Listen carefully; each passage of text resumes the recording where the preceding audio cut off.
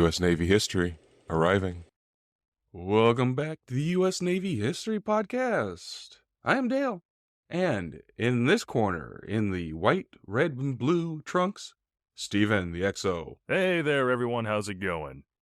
So we're still on Ironclad, surprisingly enough. One episode has become 3 at this point. Yeah, maybe even 4. We're just gonna have to see how much of it we can get through before the end of this one. We're gonna try to get it into just 3 and then getting into the battles, but we'll have to wait and see how this goes. Who knew new technological innovations actually involved having, to discuss new technological innovations? So where we left off, last thing we discussed were the armaments, positioning of armaments, the development of the armaments, and the tactics. So now we're going to go into the armor and construction of these vessels, and then the propulsion, and then a breakdown of the fleets that had them and things of that nature, and then that should be it. So are you ready to get underway? Let's cast off. All right. So the first ironclads, of course, were actually built with wooden hulls, and then iron was wrapped around them to protect them. Were they worried about the buoyancy of iron? Or were they just worried about, the cost of building a ship entirely out of iron? It was probably cost prohibitive, and they just didn't know how to make a boat out of iron without it sinking yet. The designs and technology was still being developed at this time. So the easiest way to armor up with iron would be to use iron hull platings instead of just making everything out of iron. Makes sense. Yeah. And this was true through into the 1870s. So, of course, using wrought iron construction for warships, this had a lot of advantages for, just engineering of the hull, period. But, unarmored iron had many militarily disadvantages and technical problems. And this is what kept the wooden hulls in use, as, I said when we were answering your question. Especially for, those warships that needed to go a very long distance. Now, these boats had been proposed for military use in the 1820s, 30s, and 40s. And and of course, France, Britain, and the US had all experimented with them with, unarmored gunboats and frigates. But the iron hull frigate was abandoned by the end of the 40s because they found that they were more vulnerable to solid shot. Iron was actually more brittle than wood, and iron frames were more likely to collapse than wood frames. Huh. So the unarmored iron warship hulls meant that the iron was only adopted as materials for battleships for armor protection. And this gave naval architects advantages. It allowed larger ships and more flexible designs. For instance, watertight bulkheads. That's very, very important. The Warrior was built of iron, and she was longer and faster than the wooden-hulled Galore. Iron could be produced to order and used immediately, whereas, wood had to be processed and then seasoned before it could be used. Then there was also the just huge amount of wood required to build said ship. And the falling cost of iron, this made the iron hulls more and more cost effective. The main reason the French used wooden hulls was because the French industry just couldn't supply enough iron. And Britain also used a lot of wooden hulled ironclads because they had already bought the wood. So they were like, yeah, we're going to use it. We bought it. We got to use it. In for a pence, in for a pound. Yeah. And wooden hulls also continue to be used for long range and, smaller ironclads because iron hulls suffered fouling a lot quicker by, marine life, meaning this would slow the ships down. So this was, manageable for a European fleet close to dry docks, but for the long range ships going from, let's say Britain to South America Or Norfolk to the Mediterranean. or Norfolk to the Mediterranean. Yep. So the solution was to sheath the iron hull in wood and then in copper. And this was very expensive, very labor inducive. So, this was like, instead of doing all this, let's just keep it wood. So after 72, that's when steel started to be introduced for construction. And of course, compared to iron, steel allowed for greater strength and lower weight. Now, for those of our listeners and any officers on the podcast who aren't familiar with metallurgy, steel is a mix, kind of like bronze, right? Yes, steel is a mixture of different metals and different alloys. And it's put together by a process that I don't know because I am not a steel worker, but it provides for a stronger and lighter metal to build with than a pure metal like iron. And, copper is very soft and malleable, so it doesn't work well. So the French Navy actually leads the way with the use of steel. The first keels were laid down in 1873 and launched in 1876. This was on the Redoutable. But of course, she had wrought iron armor plates instead of steel for some reason. Probably because of, what they knew Yeah. already. They weren't really ready to embrace the new technology yet. Now, Britain would actually lead the world in steel production at this time, but it was like, look at all the steel. No, we're not using it on our warships because that's weird. What were they using it on?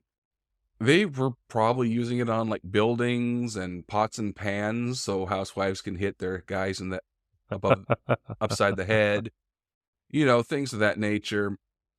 Weapons more than likely, but they were like, I don't know about ships, not yet. But of course, steel production in this age would also be full of impurities and imperfections just because they're still getting the formula down right. So that might be a reason. But the first all steel warships built by the Royal Navy were the Iris and Mercury, which were laid down in 75 and 76, respectively. And they were dispatch vessels, so like little courier ships. Oh, that's cool. So the iron built ships use wood as part of their protection scheme as well. Like the HMS Warrior was protected by 4.5 inches of wrought iron, and this was backed by 15 inches of teak, which at this time, well, which is the strongest shipbuilding wood, period. This wood played two major roles. It prevented spalling, and it also prevented the shock of a hit damaging the structure of the ship. And then later, the wood and iron were combined in a type of sandwich armor, which was used like on the HMS Inflexible. Come on, I know you want to ask it. Okay. Was it actually inflexible or did it have a good bit of a bend? Oh, that's not what I thought you wanted to ask. Well, okay. I was assuming the sandwich was wood, steel, wood. I figured you could be asking what spalling is.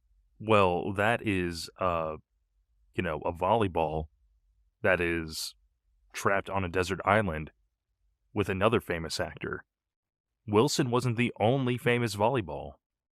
No, spalling is when the shot goes through your material and it splinters off, causing shrapnel. Oh, I thought we just called that wood splintering. It's called spalling. I mean, it also, covers corrosion, weathering, cativation, Oh, all okay. that. So But it's all called spalling. it's all inclusive, not Yes. just combat related. Right. But yes, the inflexible was flexible because, it had to be flexible so it could not break apart on waves. All boats are flexible Like, up to a certain extent. you want it to bend, not to snap. Exactly. So, of course, steel is also a obvious material for armor, and it was tested in the 60s. But again, because of the process of making it at this time, it was too brittle, and it was pretty much just disintegrated when it was struck by shells. It became practical to use when they found a way to fuse steel into wrought iron, giving giving it a form of compound armor. And this was used by the British from the late 1870s. First for the turret armor, and then for all armor in 1882. So when you say compound armor, do you mean they literally just slapped steel on top of the iron as another layer of metal? Or like they were throwing it on patchwork to reinforce? So this was a non-alloyed attempt to combine the benefits of both the wrought iron and steel. So they would put one on top of the other. Okay.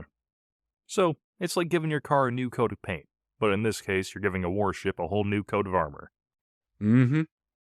Now, when these inventions were made, the French and German navies, they were like, we're using that and we're using that now. We like that and we're not taking no for an answer. I'll take your entire stock. Shut up and take my money. Yeah. So the first ironclads to have all steel armor were two ships of the Dulio class, and they were laid down in 1873. Now, the armor wasn't purchased until 1877, but they did purchase it from France. And then the French Navy decided in 1880 to adopt compound armor for its fleet. But of course, they were like, there's not a lot of it, so what are we going to do? Well, I guess we're just going to use steel. And Britain, they used compound armor until 1889. Wow. So the ultimate ironclad armor that was used was case-hardened nickel steel. This was in 1890, and the U.S. Navy is the one that did this. They were testing steel armor that was hardened by the Harvey process, and they found it very superior to compound armor. And the Harvey process was just the front surfaces of the plates being case hardened. So, for a number of years, the Harvey steel was state of the art. It was produced in the US, France, Germany, Britain, Austria, and in Italy. And in 1894, the German firm named Krupp, they started tinkering with gas cementing. And this just made the steel armor even harder. And that's what the Germans started to use. They laid down a ship in 1895 called the Kaiser Frederick III.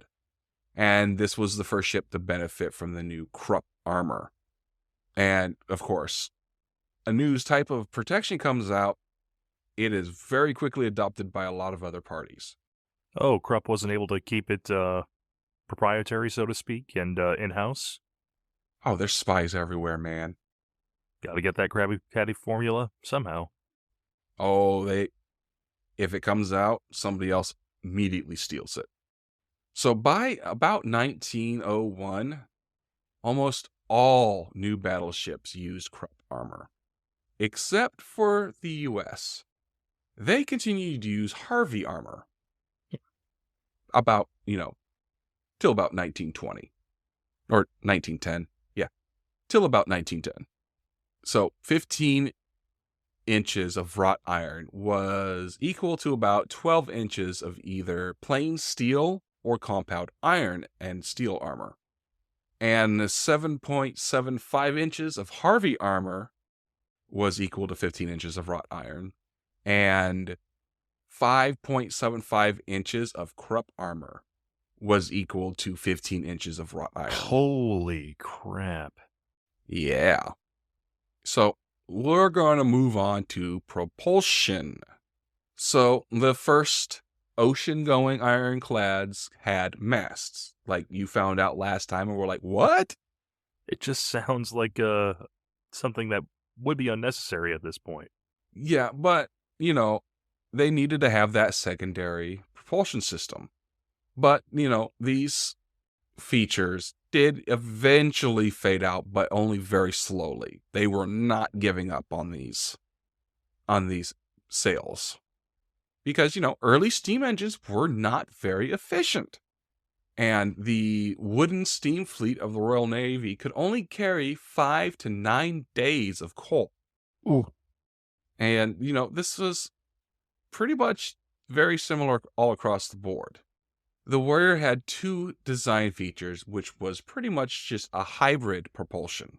She had retractable screws to reduce drag while she's under sail power, and a telescopic funnel, which could be folded down to the deck level to also reduce drag.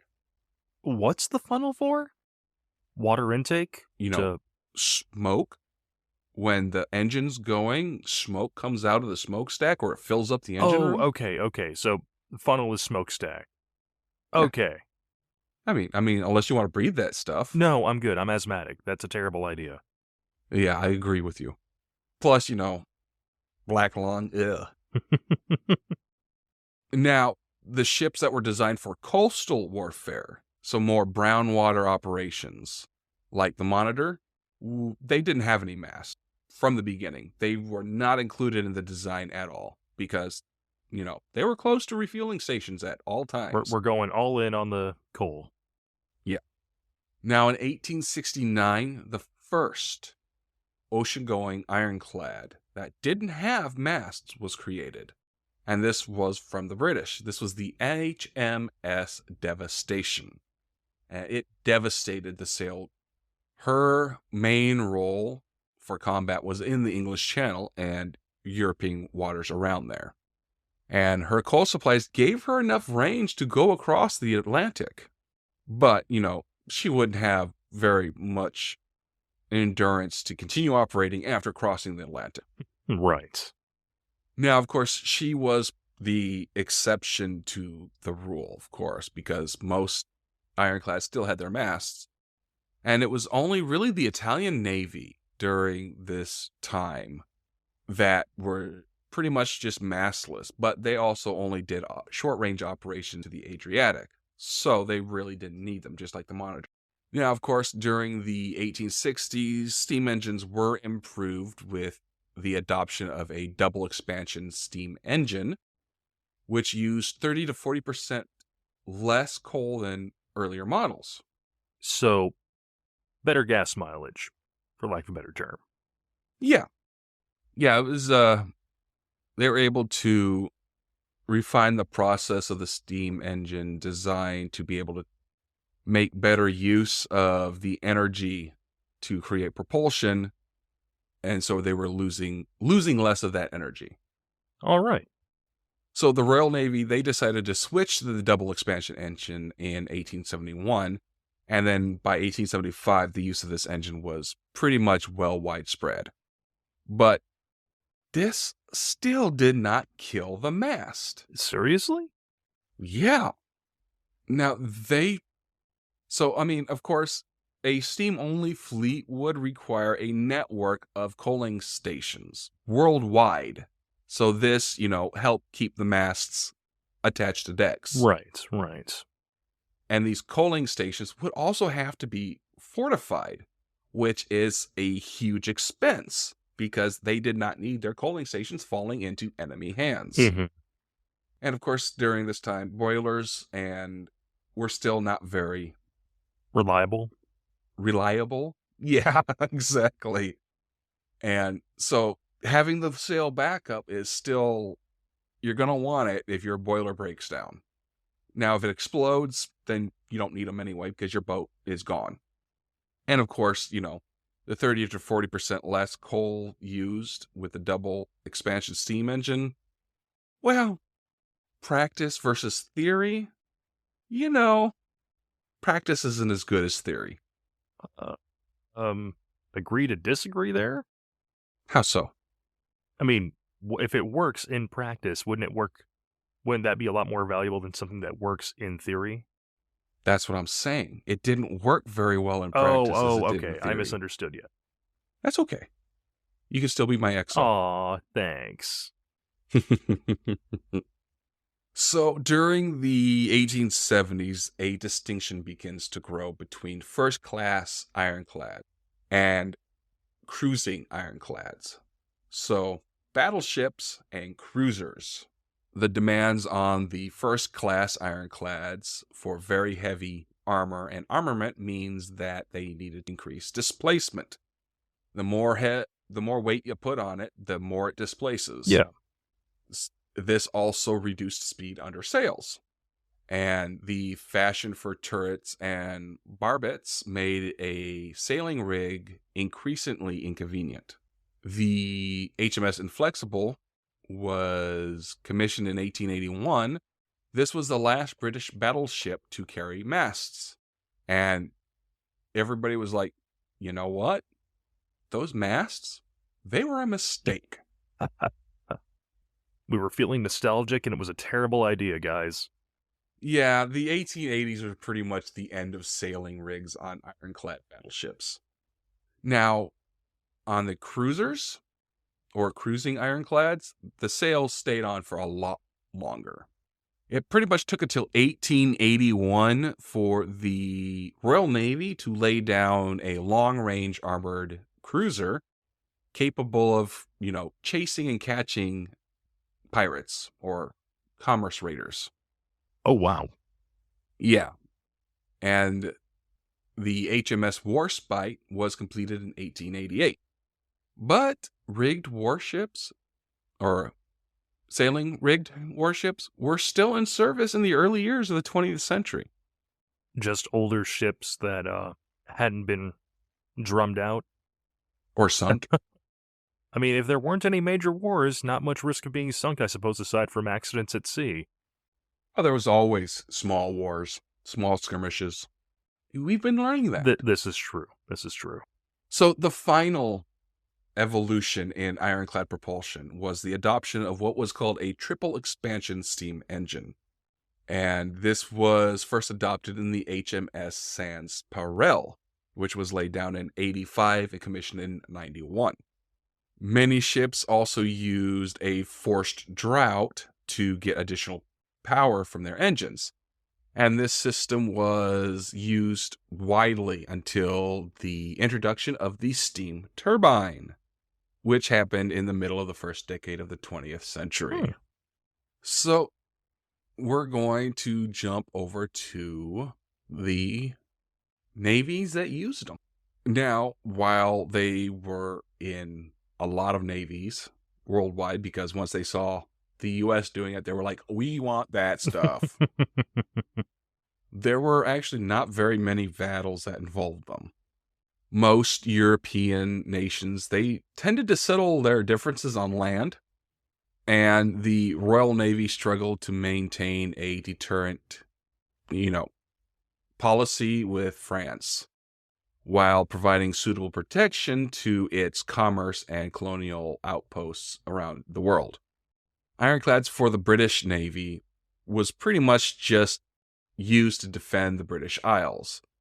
And then, secondly, they were used for projecting power abroad. Yeah.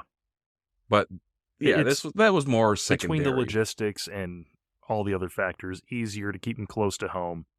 And by having them close to home, Yeah. even more of a deterrent for seaborne invaders. Mm-hmm. So, of course, the UK, they possess the largest navy in the world for the entirety of the ironclad period, as they have up till this point pretty much forever. But they were also the second to adopt ironclad warships. The British did not participate in any major wars during the ironclad period, so they really didn't use them that much. They were pretty much just, look what we got, don't mess with us. The French Navy built the first ironclad. To try to gain, strategic advantage over the British. But, the British, they are seagoing peoples. So they're constantly outbuilt by the British. So it didn't work. Russia was also in the ironclad gang, and they generally, sent spies in, got copies of the plans, and made British and French designs. But they did have real innovations, like the first real armored cruiser. Really? Yeah. And they also had a set of remarkably badly designed circular battleships. Wait, we're talking full on, like theme park bumper boats, circular. Yeah. They were circles. Please tell me they had, the screw, the prop set up near the front so you could just kind of turn it and, even have the boat kind of just go in a circle without having to actually move around. No, the schematic I'm looking at, it has 6 screws all on the rear with a rudder between them. Oh, I mean, I love to laugh at these designs, but I also love to see these designs that the engineers got together, they broke open whatever spirit of choice, this being Russia, probably vodka, and just like, guys, Probably. what if we made it a circle? Okay, we'll stick guns all around it. You can't be surrounded if you're a circle. Can't be surrounded if you have a 360-degree firing arc. Wait. What about... This is meant to be sailing. How is it going to cut through the waves? It's fine. We'll put 6 props on it, okay? We'll have enough drive to push through the waves. Screw Mother Nature.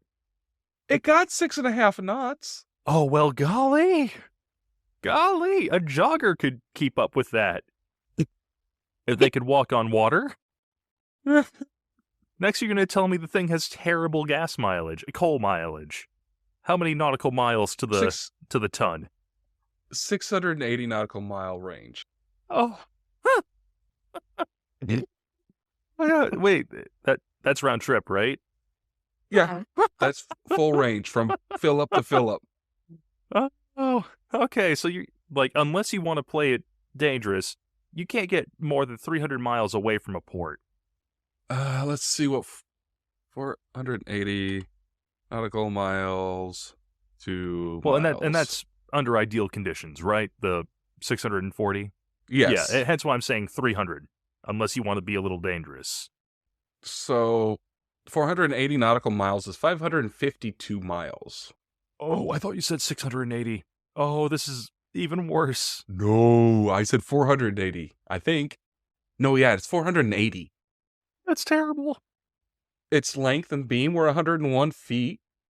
It was a circle, remember? How many of these were built? I think it was 2, because it was a set of circular battleships. So I think it was 2.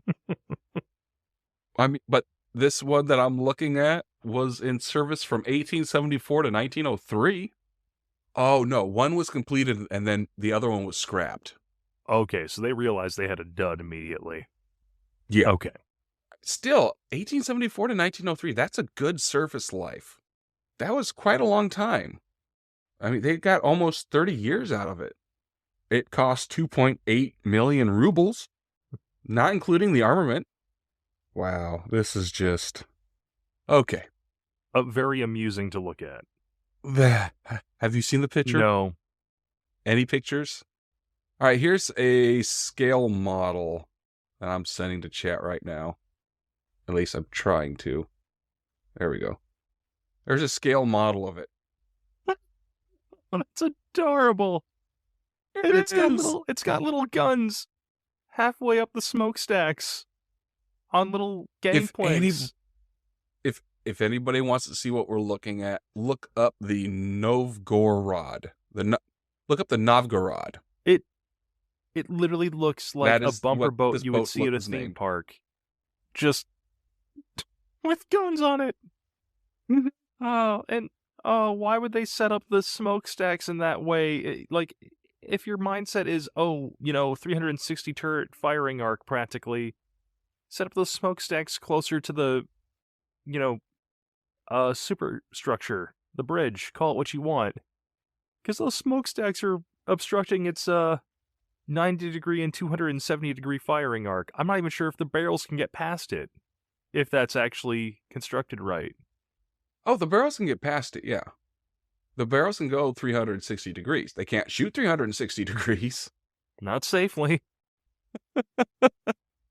But yeah, if you guys want to see what we're looking at, look up the Russian monitor Novgorod. Novgorod. And have a good laugh. We sure have. Now, the Russian Navy did pioneer the widespread use of torpedo boats, Okay. mainly because of the superior number and quality of ironclads used by the Turkish Navy. So once again, I'm going to ask, are we actually on torpedoes yet? Yes and no. They were called torpedoes. Some of them were still mines. So the U.S. Navy had about 50 coastal ironclads of the Monitor type at the end of the Civil War. And by the 1870s, most of these were pretty much just sitting in reserve, pretty much leaving the U.S. without a ironclad fleet. Oof.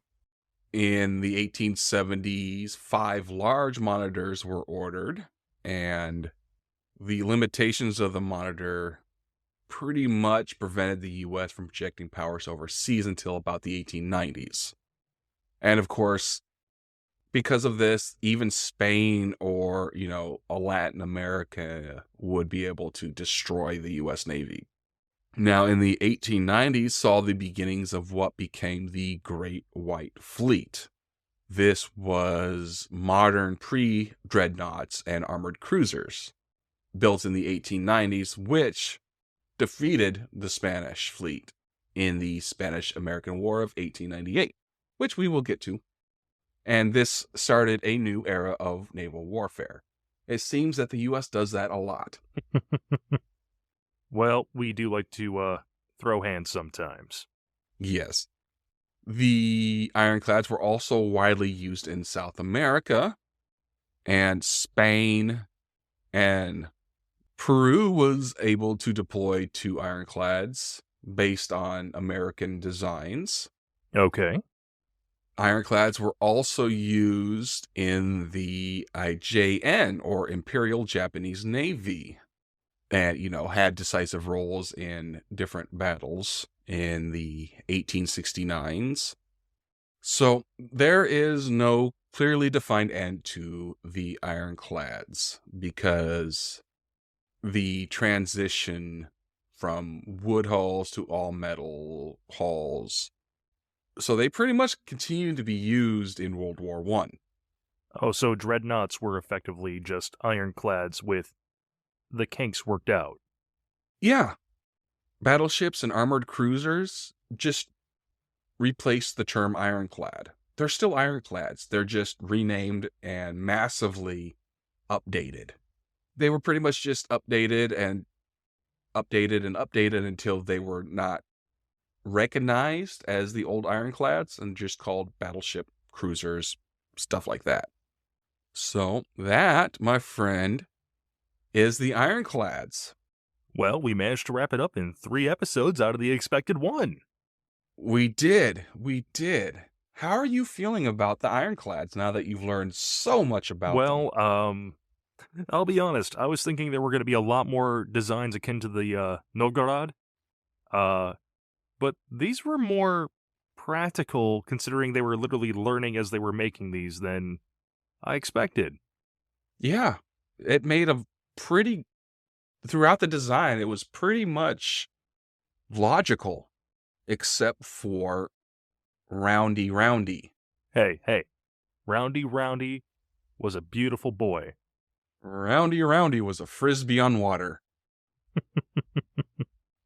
All right, my friends. Well, we're going to end it here. And next time, we're going to be on the battles of the Civil War. So, Exo, is there anything you would like to say before we pull back into port? Well, first of all, we do have a Discord server now. You guys can find the link to that in the show notes. Both the Yes. captain and myself trawl through from time to time. We enjoy sharing funny Yes. memes. We enjoy sharing, haha, funny Navy stuff. And getting to know you guys. Yes. We also, as always, have a Twitter. Even if this will the site still be around by the time this episode releases? You never know. We'll have to wait and find out, but we could still give out the information, and if it collapses by then, everybody will know that already All anyway. right. Well, assuming it's still around, you can tweet at us at USN History Pod. Yes. But full disclosure, we are not blue checkmark verified. And we never will be because there's no reason to pay for that BS. But something that definitely will still be around by the time this episode drops is Gmail. And you can email Yes. us at the U.S. Navy History Pod. No, he's shaking his head no, folks. USN History Nope. Podcast? No. I was good about this. There's no "the" at the No. beginning. U.S. Navy History Podcast at gmail.com. There you go. Until Elon buys that too. I mean, he's out 56 billion right now. I think Google's worth a little more than that. I don't think he cares. Elon, please do not buy us. Or do we want him to? Then we can retire.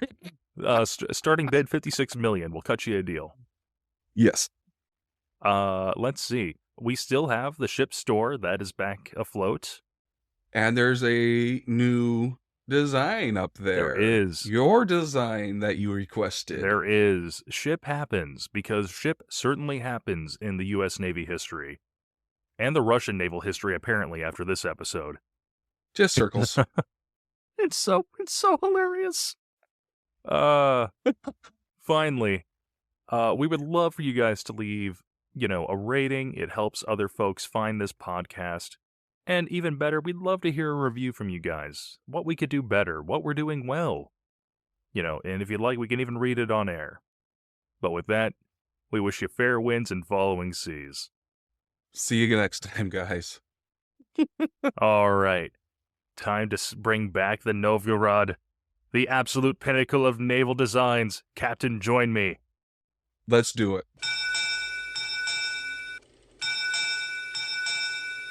U.S. Naval History Podcast. Departing.